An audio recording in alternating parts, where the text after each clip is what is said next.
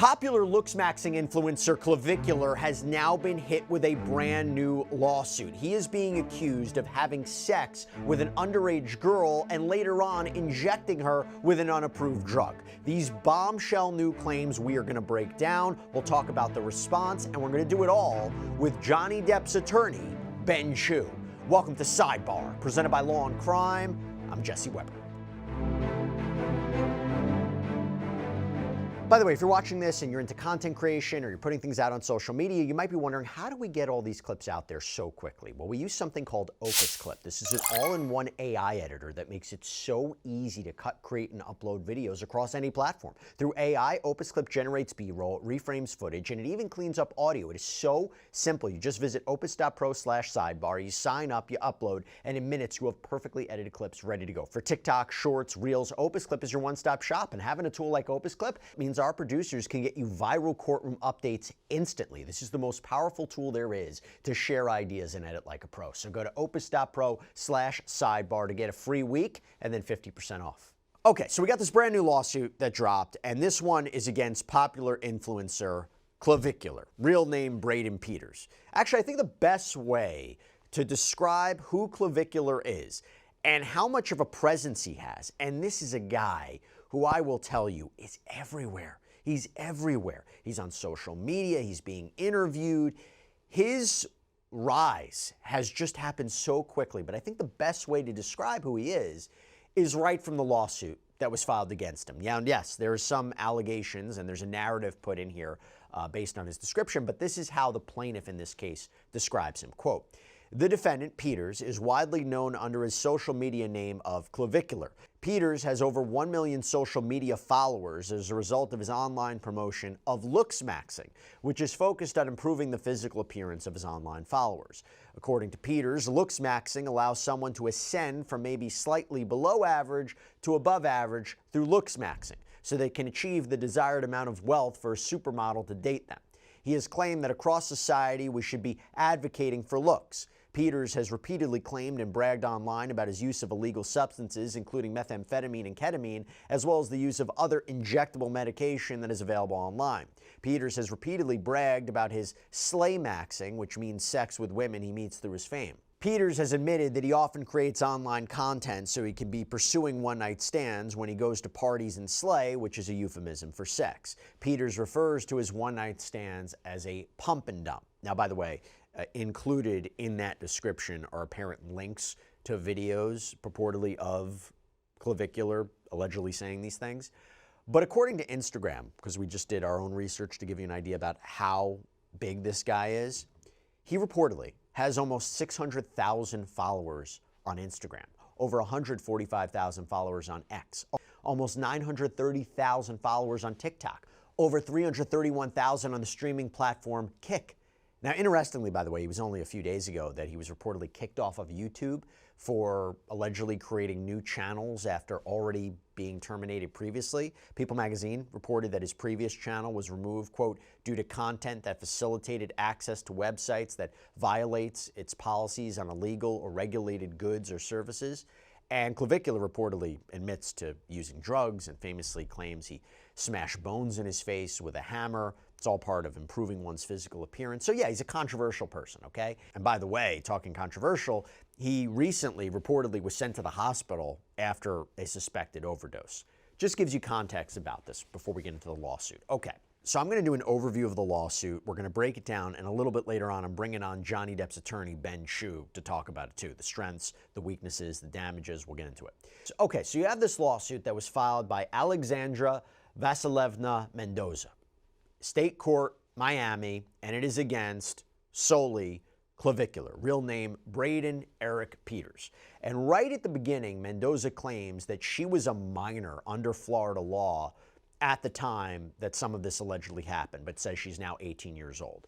Now, it's interesting because the complaint starts off by acknowledging Mendoza comes from a troubled background, that she took to social media at 16 to get sponsorships to support herself financially. So I guess it goes into this idea, which we'll get into, how much she was relying on this, maybe how much she was turning to Clavicular for help, maybe why she continued to stay in touch with him. I think that's the narrative, but let's go through it.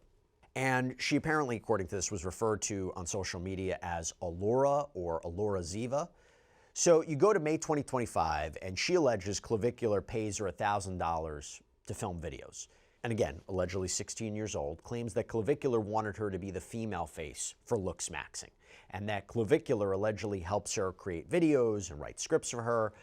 But apparently, she hadn't met him yet in person. And she claims that's when he arranges for an Uber to bring her to Cape Cod, to Clavicular's parents' house.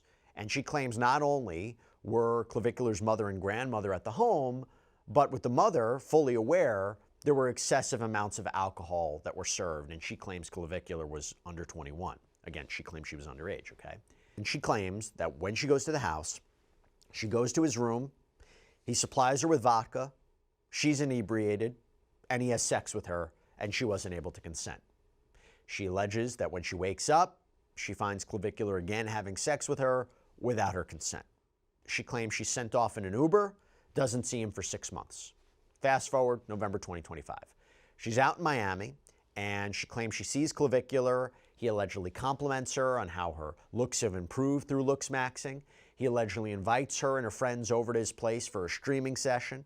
Says she's ascending, again, this slang term in the culture for improving appearance, that he could help her continue to gain a following online.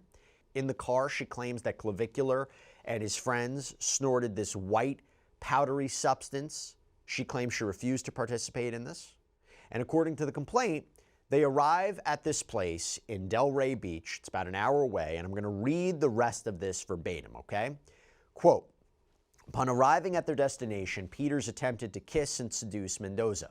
Mendoza rejected those overtures. Peters continued to tell Mendoza that he could help her with her online presence and took her into a bedroom where he began live streaming on the Kick.com platform. Sitting on the desk was a vial of medication called Aqualex, along with syringes. Peters told Mendoza that he wanted to inject her with this product to melt fat on her cheeks as part of his promise to help her with her online presence through Looksmaxxing. During this session, Peters stated or implied that he was acting with medical authority, including by referring to himself as a doctor or otherwise holding himself out as qualified to perform the injection. The FDA has warned that fat-dissolving injections are not FDA approved and can be harmful. Peters was not a physician. Peters was not licensed to practice medicine in Florida. Peters was not authorized to inject plaintiff with any drug, medication, chemical, or fat-dissolving substance. Peters never notified Mendoza that he was not authorized or licensed to perform injections. Plaintiff did not provide legally valid consent for Peters to inject her. Plaintiff's parent or legal guardian did not consent to Peters injecting plaintiff. Peters nevertheless prepared to inject plaintiff on camera during a live stream session that was streamed on the Kick.com platform. Peters then injected plaintiff multiple times in both cheeks with what he represented to be Aqualex. Peters did not explain to plaintiff that Aqualex was not approved by the FDA for injectable fat-dissolving use or that fat-dissolving injections can be harmful. At the time of the injection, Mendoza was a minor under Florida law and could not receive any injections absent parental consent. At the time of the injection, Peters knew that Mendoza was a minor, as he commented online, "She's still a minor. I'm 19, you." This entire episode was live streamed and remains available to be replayed on the Kick website and platform. Neither Peters nor Kick received Mendoza's permission to stream this session. The video shows that Peters had problems injecting Mendoza. In fact, Mendoza's right cheek has perforated.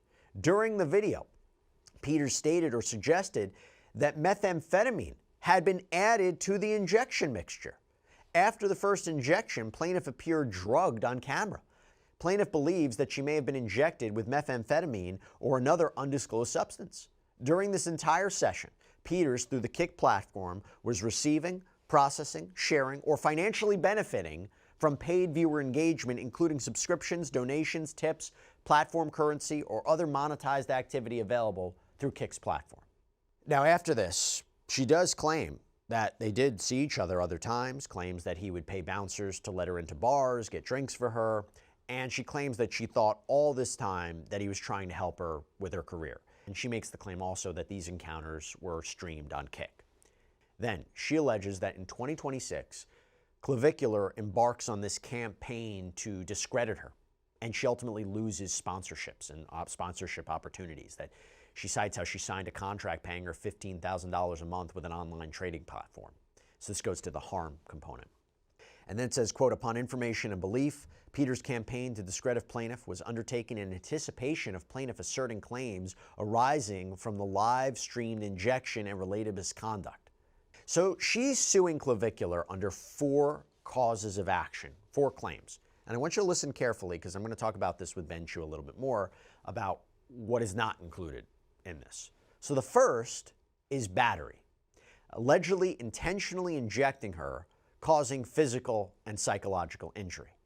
Count 2, intentional infliction of emotional distress. So the alleged injection, the claim is, was intentionally reckless and outrageous. You're talking about something that goes past the bounds of what is acceptable, really egregious conduct.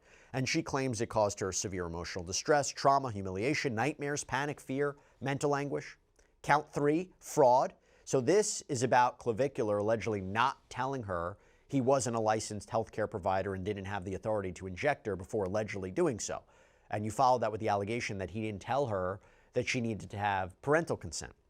Allegedly didn't tell her that this drug, Aqualax, was not FDA approved. She argues if she knew all this, she wouldn't have agreed to it. Count 4, this is interesting, unauthorized publication of name and likeness. This is under Florida law. The argument here is that Clavicular allegedly uses her name, her image, or likeness in connection with this live stream, this replay content, that he's making money off of it for profit. She didn't consent, and she's entitled to penalties and damages under Florida law, like royalties and exemplary damages. By the way, also for the other count, she's apparently seeking compensatory damages, restore her to whole, and that she reserves her right for punitive damages, punishment damages, which, by the way, can add up. Now, Mendoza's attorney released a statement saying, quote, our client will tell her story through the legal process. In the meantime, we do look forward to hearing from Mr. Peters and his lawyers.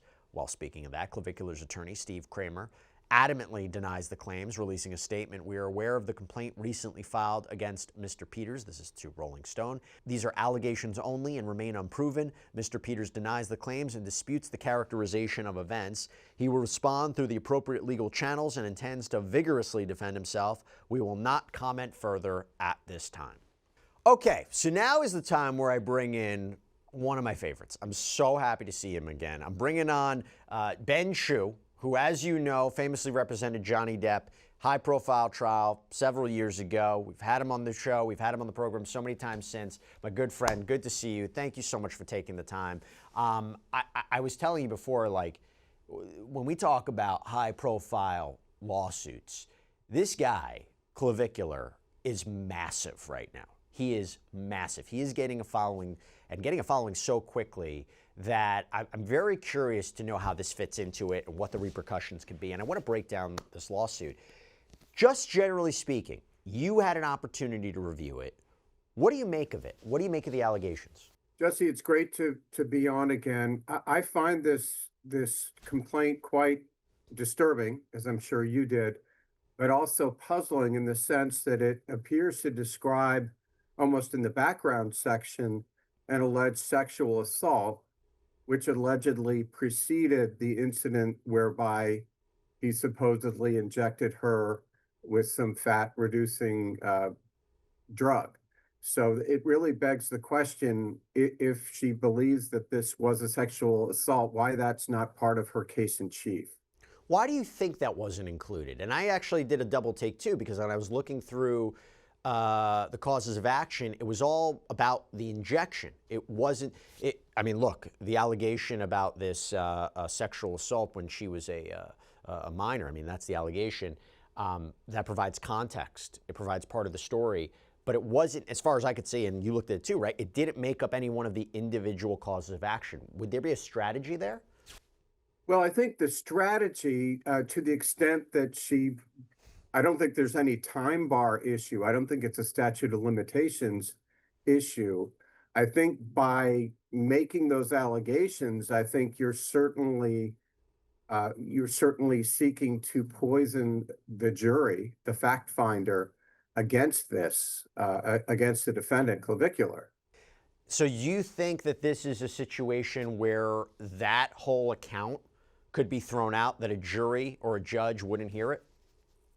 I believe there in many jurisdictions, I believe in California, where they have a very rigorous process for striking allegations that are not germane to the causes of action.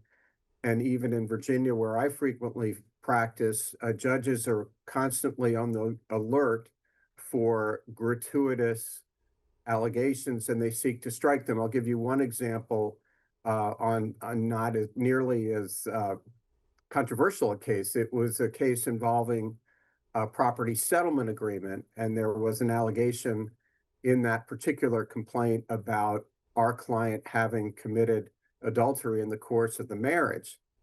And the judge was quite exercised about that. This was a property settlement dispute.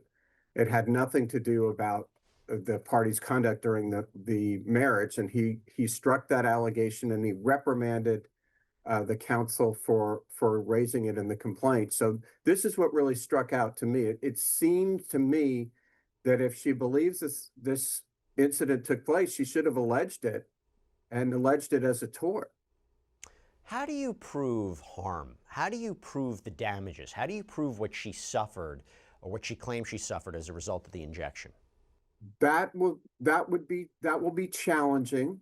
I think it depends. I mean, to the extent that there has been a disfigurement, some kind of a negative effect on her appearance, if she had any skin conditions relating to this. I believe she also alleges that there may have been methamphetamine or some other narcotic as part of this potion that was injected into her. So it may have had some deleterious mental effect on her as well. It could have led to some addiction.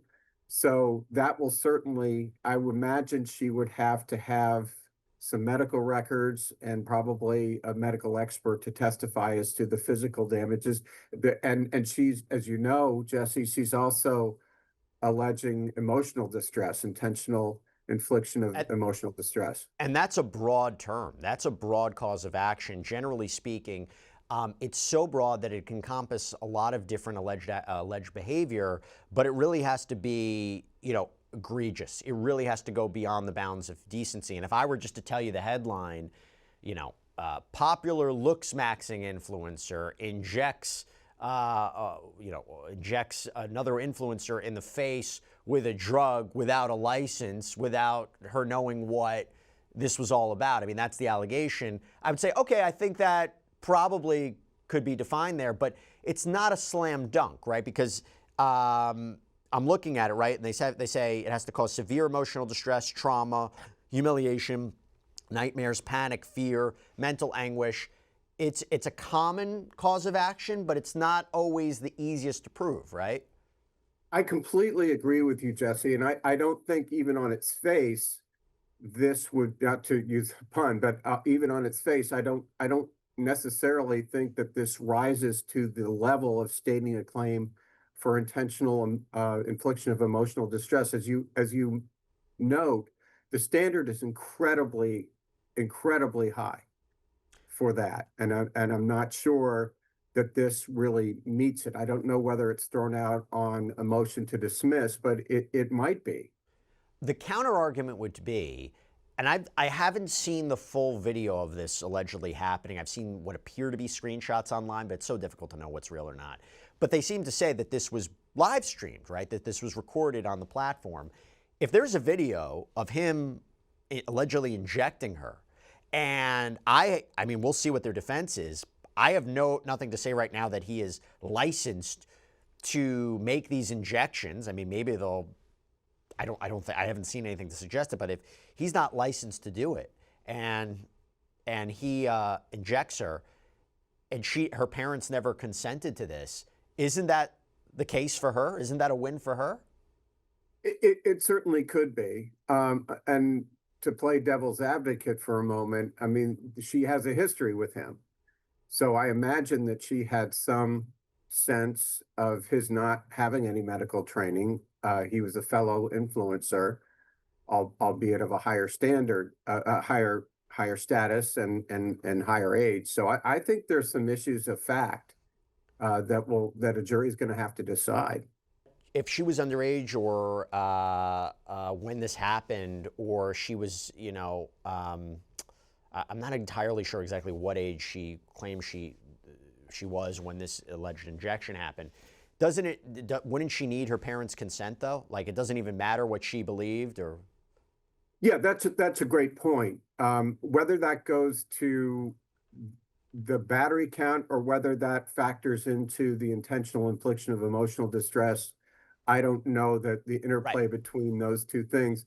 I do think that there is, perhaps not legally, but in the mind of the jurors, yes, she was a minor. Yes, he was not a minor, but he's not that much older than she is.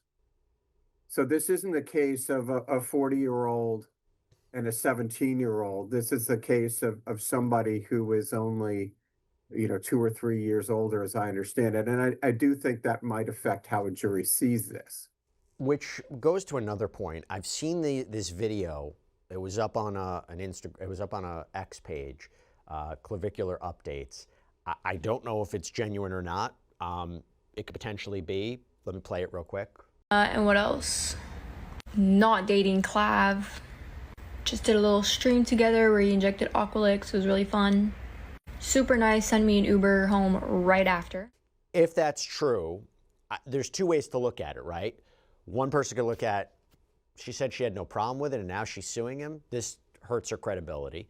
The other way of looking at it is, in these types of cases, and if you have alleged victims who are younger, sometimes somebody will say how they feel about something that allegedly happened one way and then fully grasp it another time. Or, they because it can be very complicating how complicated how somebody processes or feels about something or alleged abuse.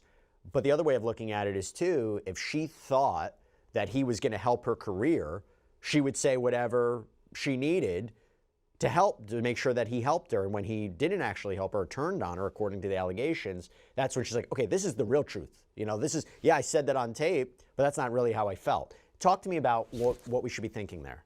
Yeah, I'm smiling not because it's a funny situation, but because you and I have talked about this in many different cases. This is a case that I think we will have an expert who will just explain to the jury. We'll probably have experts on both sides, and her expert would explain why a victim might behave in that manner and say, I was fine with it. And that could be, consistent with someone who is still a victim. He would have another victim. He would have an expert on the other side to argue, no, that's not the way a real victim would act. So I think this will be a case that not only involves the credibility of the two principals, the plaintiff and the defendant, but I think you're going to see expert testimony. And particularly, I know I've seen it already on social media, those who have come to Clavicular's defense. She continued to hang out with him. She was with him if there was really a problem. It gets complicated, and it also gets complicated if you're dealing with somebody that young. I'll just say that. In terms of damages, there's parts of this where it seems not only the damages for what she claims happened to her, right, compensatory damages, reserving her right for punitive damages, punishment damages, but is it also trying to get the money that he earned off of their appearances together? And how would that work? Yeah, I think so. I think that's going to be a part of the case that this was an unauthorized use of her likeness. And I think that is a pretty strong cause of action. It goes back to your point about parental consent, that she was not capable of giving her consent to her likeness being used, on his show, as it were. And it also goes back to your earlier point of why she might include the sexual assault allegation as context or as background, because that's something that she wants to get in the jury's head. That if the jury really believes that he sexually assaulted a minor at the time, they may not care about the niceties of the jury instructions that you and I spend so much time with judges dealing with it. If they think that he sexually assaulted her, they may just want to punish him, irrespective of everything else, which is why I think a judge should look long and hard about striking those allegations. I mean, it seems to me that you either make the allegations that there was a sexual assault or you don't, but you don't mix it up in a case that involves a completely different set of incidents. Do you think that she's also, her attorneys are making a basis to go after Kick as well? The Kick is not named as a defendant, but I'm wondering if going after this platform is something we're expecting too. Yeah, that's a great point, Jesse. And you always look as a plaintiff's counsel, and most of my work is on the plaintiff's side, is you look for deep pockets. And Clavicular is a deep pocket in and of himself, but I would go after the corporate entities as well, because you're talking about another pocket and an entity that's likely to have insurance, which could fund a settlement. And clearly what you're looking at here, if you're really looking after your own client, which I'm assuming that these lawyers are, you don't want to put your client through a trial, because even if she prevails, this is going to be further traumatizing her. And if you can get a good settlement, short of putting her through having to relive the alleged sexual assault, having to relive, being injected on a, before, millions of people or hundreds of thousands of people, you want to do that. This is not a contract dispute case, right? This is a case involving really disturbing allegations, which makes me wonder, do you think authorities are involved at all? Do you think she went to law enforcement? Because this is blending in. These allegations are blending into the criminal arena. Yeah, I clearly think, the sexual assault, that's a very serious crime. And the battery, I mean, assuming that this actually happened and there's evidence of it, that he injected her without proper authority or permission since she was a minor and he had no medical background, I would think that also would be a very serious crime that the Florida authorities would be looking into. When that happens, Jesse, as you know, if there's an indictment, it usually results in a stay of the civil case, because then Clavicular, in this case, as a criminal defendant, has a right against self-incrimination. And many courts look at it as unfair to require the defendant to have to testify in a civil case while the criminal case is pending. So for whatever reason, my guess is if this case proceeds and he's testifying in the civil deposition, there's no jeopardy at issue. But it's a great question, because you would think that there'd be a parallel criminal investigation. Ben, I really appreciate you coming on and breaking this down with me. This has a very complicated case. It has a celebrity aspect to it.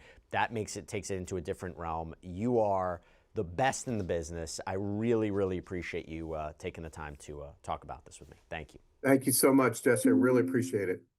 And that's all we have for you right now here on Sidebar. Everybody, thank you so much for joining us. And as always, please subscribe on YouTube, Apple Podcasts, Spotify, wherever you get your podcasts. You can also check us out on NBC's Peacock as well. If you want to follow me, X, Instagram, my News Nation show, Jesse Weber Live, Monday through Friday, 11 p.m. Eastern. I'll see you next time, everybody.